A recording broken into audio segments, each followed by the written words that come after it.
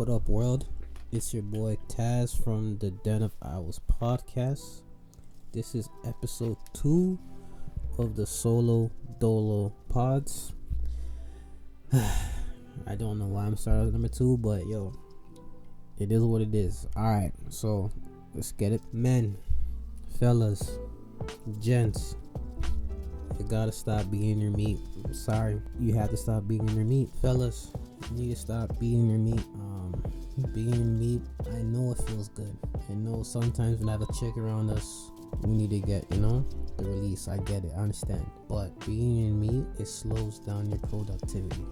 You are releasing all your energy onto yourself. You are being counterproductive. Being your meat, I hate using the word masturbating. Masturbating is, yes, it's pleasurable, but if you retain your semen, you'll feel so much better. I don't know why people are starting to get into this trend when people have been doing this all their lives. Have you guys noticed that before you had sex, let's just say if you had sex early on in your life, elementary school, right? You had so much energy and you had so much focus, so much power, so much drive. It's because you weren't releasing. Now once you get older, you're releasing more often. You feel sluggish from time to time.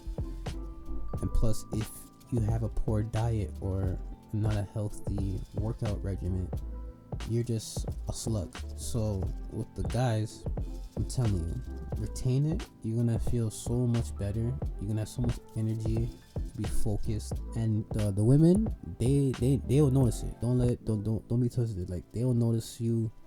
They can smell it on you. It's like catnip. they'll be drawn to you once you retain and withhold sex or withhold masturbating and letting your seed just develop in your sack. Remember, women, they are the developers and they push out life. Men, we hold life. So don't be wasting life on your bed sheets or on your stomach or on your hand. It's meant for a greater good, and don't let anybody else tell you differently. You know what I'm saying? Also, men, you need to have a hobby. Playing video games, yeah, it's the pastime, but it's not really a hobby. Read a book, go for a jog, gym, sew, poetry, try to rap, filmmaking, something to get you out the rut. Also, don't be doing it for the women. Be doing it with yourself. Do it with bettering yourself. Don't be doing it for others. A hobby can even be like a little basketball or handball or whatever, just to get you out the house. Doing something that you don't really do is a great option to do. Like, be adventurous, be spontaneous, find something. Yes, women will like that about you, but you gotta do it for yourself at the end of the day. Hobbies, it will humble you, it will give you more knowledge, it will show you the world in a different path. And I think a lot of us were just stuck to the regular 9 to 5 punch in, punch out routine that we're just used to it, and we don't want to see change. Change is good. You need to be changing, especially in this climate nowadays, especially with COVID is changing us to be more independent and more into the matrix. There's no more face-to-face, and I believe once COVID is ready, gone and past, the clubs, going to the movies, it's gonna be obsolete. They might have the movie theaters like 10 max, 20 max per show. I don't believe clubs are gonna have full capacity, probably 30, 60 max. Life as we know it is changed forever due to COVID. So we need to adjust into the new climate of life and be more productive in our health and what we eat. I know one of my boys, since COVID started, he started being a farmer. He started farming his own house, and he's saying the food quality is much better, which is true. People need to have the green thumb, especially if you want to have I am legend type of moment. Knock on wood that we don't have a I am legend type of moment, and we learn, because we need to be more independent, man. I think we're too much into the cell phones, into codepending on people to make us feel happy. At the end of the day, we make ourselves happy, we make ourselves cry. We are we. So we need to understand that we don't need people to make us feel a certain type of way or give us a certain type of job. I know since COVID, a lot of entrepreneurs came out of nowhere and made bank, even more so with their 6-figure job. Some of them even some of them with a 7-figure job, because they said, you know what, I'm tired of being with the man, I'm tired of punching in, and they made their own lifestyle, and I applaud that. So I think we all need to get that done and call it a day. And with that, I've been on the Clubhouse lately. You know, I love that app. Shout out to Matthew Harris that put me on Clubhouse. There's a lot of rooms in there like I agree with, and I love, because it shows you how to be an entrepreneur and to focus on being independent and make your own streams of revenue. I love that. And celebrities and people that are on the Forbes list, they're dropping gems, showing you how to get away from certain situations, and that's great.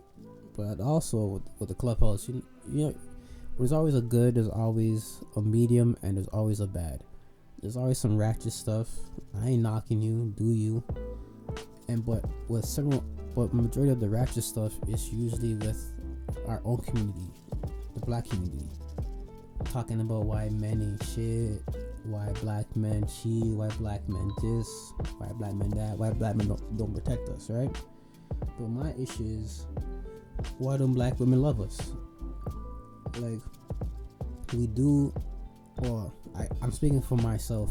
I'm not speaking for others. I will protect a black woman to the death of me. I was raised by my great grandma, my grandma, and my mom, 3 generations, and I seen black women get beat up in front of me. Not family, but on the road and whatever. And I'll defend them. I'll either beat up the guy or detain the guy, and then they'll turn around and fight me and tell me, get off my boyfriend or all that stuff, or my husband. And it's like, you're just bawling for help, and now I'm here to help you, and you know I'm a help. It's weird. Even financially, like I put a few girls through college, and then you just get spat on when they're out of college. It's like, we do what you want us to do, but when we do it, you don't appreciate it or you don't want it. It's oxymoron. Like, we don't. I don't know. It's just hard for us black men to help our queens out if they don't appreciate the help that we're giving them. I see a couple other races or a couple other black men clowning our queens on social media with their real hair, like, oh, that's nappy and whatever. They don't embrace them, they knock them. Or they see a white man belittling his black girlfriend, and you see black guys laughing or calling her swirler, or see, that's what you get when you swirl and all that stuff. But I'm always there like, nah, I'm always there on the defense, and I'm like, nah, that's what she likes, man. End of the day, she probably had a bad experience with a black man, or her dad was a black man, he was a bad guy, like he was shit. So she probably has a resentment towards black men. But at the same time too, like, if you see her getting knocked off or yelled at or getting tossed into a garbage and you're laughing, of course you're gonna think all men are like this, and that's not the case. We need to stand up, and we need to be on the front for all of us, because women, they're emotional. They run by emotions, so they're gonna come to everything as emotion, and they're gonna put everybody in the same basket, even though we're not all alike. It's unfair, but that's the way that majority of them think. So as men, when they talk in general, we can't feel offended, because deep down in our hearts we know us. So you can't take what they say literally. You just gotta say, okay, she's talking to that person because I know she's talking about me, because I don't do that.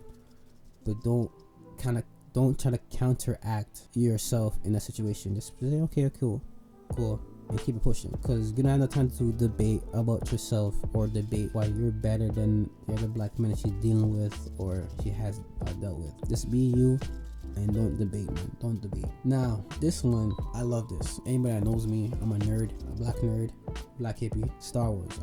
I love Star Wars. But the thing about Star Wars that kind of pissed me off is that the maker George Lucas, he sold it to Disney for I think $40 billion or $4 billion, right? But he wasn't satisfied of what they done with his baby, so he got the bag, and now they're calling him back to re-script the new 3 movies, the Force Awakenings and so on with the Rey and Kylo stuff, because apparently they had a deal underneath the table, like, hey, if I'm gonna sell you Star Wars, the 3 movies that I have in mind, you gotta use the script. And clearly Disney did not use the script, and he's saying that's why the sales or the fandom were upset about the movie. Personally, the movie was alright. Like, I wasn't expecting it to be some Shakespeare shit. It did what it did.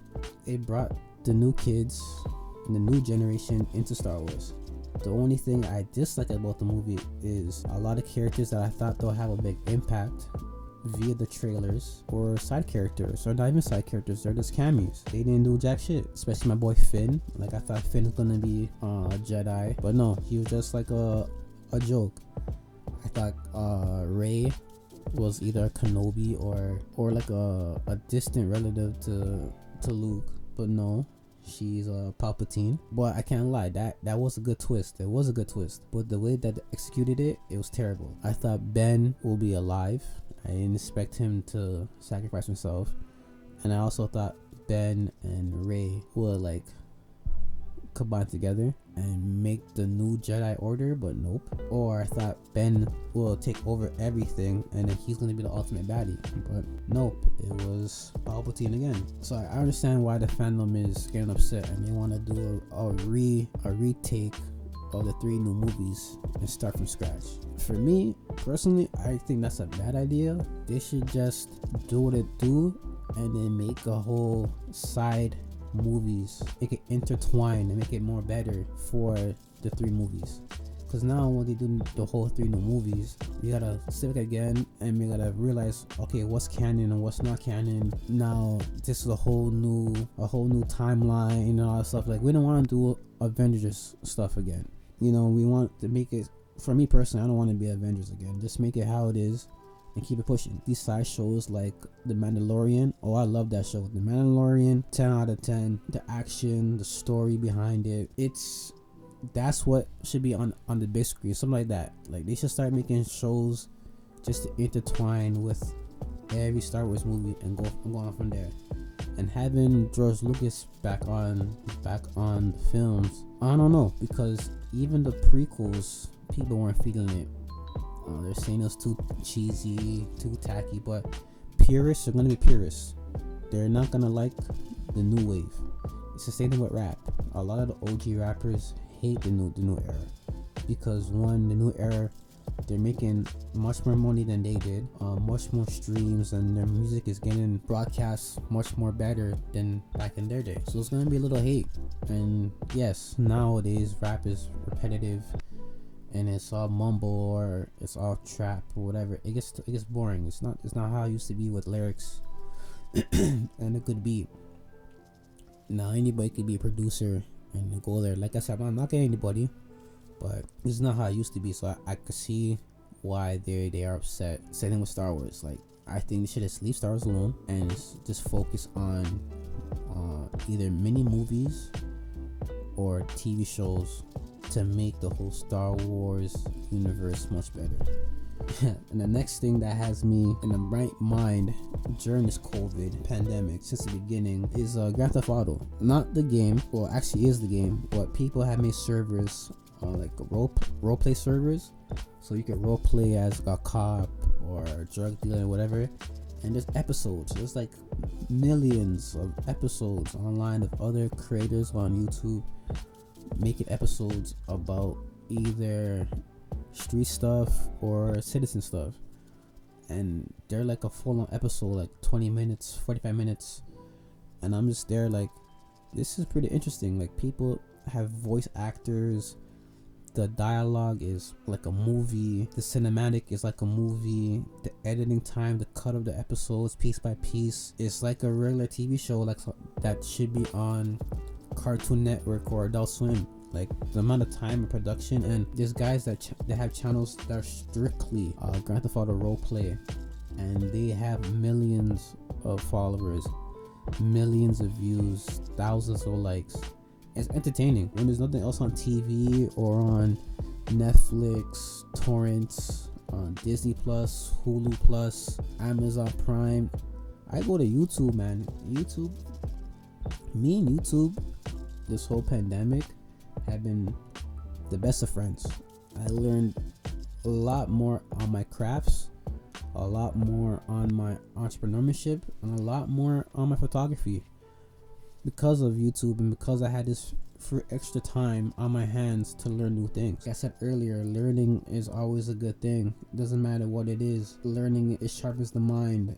You interact with people with the same interests. You express yourself in a different way. So with these guys that express yourself in a different way via the GTA roleplay, it's a masterpiece. Like, these guys should be professional voice actors or have their own production, the way that they edit each episode. Like, when I watch it, like, I really feel like I'm watching there's one guy called Polecat 341. When I watch his stuff, like, I really feel like I'm watching Cops on TV. There's another guy, he's the OG Case on TV. It's like he started from Grand Theft Auto, I believe it's Grand Theft Auto 4, when we're with Nico Bellic. Like, he had Crips and Bloods, and you feel like it feels like it's Power before Power, and he continued with Grand Theft Auto 5 with the same thing too. And it feels like I'm watching either Power or Banshee. Like it should be on HBO Max. Like, it's like the way that it's cut and edited, and the voice acting, it's so perfect. So I advise you guys to check or search on YouTube GTA RP or GTA roleplay, or either Case on TV. If you want to go all the way back, I forgot what it's called, but I'll put it in the description, the different roleplay channels. But yeah, Case on TV, Bay Area Blue, Polecat, K-More, Joanny. Like, there's so much good ones. But yeah, I'm gonna put all the ones that I watch on the description, so you guys can take it in and watch it as well. Next, I have to say this: R.I.P. MF Doom. We found out that he died on New Year's Eve, but he's been deceased since October. Anybody doesn't know MF Doom, majority of the songs on the Boondocks, it's MF Doom. The scoring, the beats, it's MF Doom. So I advise you guys to learn your MF Doom, and like I said, let's go back to it again. YouTube, MF Doom, and you see what he did for hip hop community, his beats, his lyrics, his message, and go from there. I also want to ask you guys, what are you guys gonna bring into 2021? It's a new year, so like I said, it's a new year. Shouldn't be no old bullshit or old shenanigans. What positive or what negative is your goal for 2021? For me personally, I want to grow. Not height wise, not my hair. I just want to grow as a better businessman. What I'm trying to like my boy Harris said, 2021, we're not using the word try. What I'm going to do and what I want to do is leave the 9 to 5 and be my own boss. I kind of am my own boss with my own businesses and stuff. Like, I make profit from my catering and the products that I make through my catering, like rum punches, popsicles, seasonings, barbecue sauce, hot sauces, and then I also make beauty products as well, like hair oils, body oils, you name it. And I also do photography. So I'm trying and filmography. So I'm trying to either monetize my time on those 4 things, and the other things that I do as well, and leave the 9 to 5. I think like I said, 2020 has shown me that it's all about you. Punching in and out is not guaranteed. Your job's not guaranteed. A lot of people got laid off. A lot of people lost their job. So I think it's time for me to focus more on myself and get it moving. Like I said, with the Clubhouse has really opened my eyes with being my own boss. Every day or every time I have free time, I'm always on Clubhouse, soaking up knowledges from wealthy women and wealthy men. Mostly the women, though. The women have put me on a lot of ventures and a lot of ways to get, not to get rich, but to do what I gotta do. They've been showing me the ropes, how to get grants, how to monetize on the Matrix, selling my products, even making ebooks of all the stuff that I do to get more sources of revenue. Like I said, if it wasn't for Matthew, you know what, I'm calling this episode if it wasn't for Matthew Harris, because if it wasn't for him giving me the Clubhouse code, I wouldn't have been here networking with a lot of people, networking with a lot of podcasters, putting my brands out there and putting myself out there. If it wasn't for him, me and him go way back, high school, track and field, and to this day, so I'm really grateful that he put me onto the game when it comes to Clubhouse and even doing podcasts and stuff. Like, he put me on. So shout out to Matthew Harris from the True North Views podcast.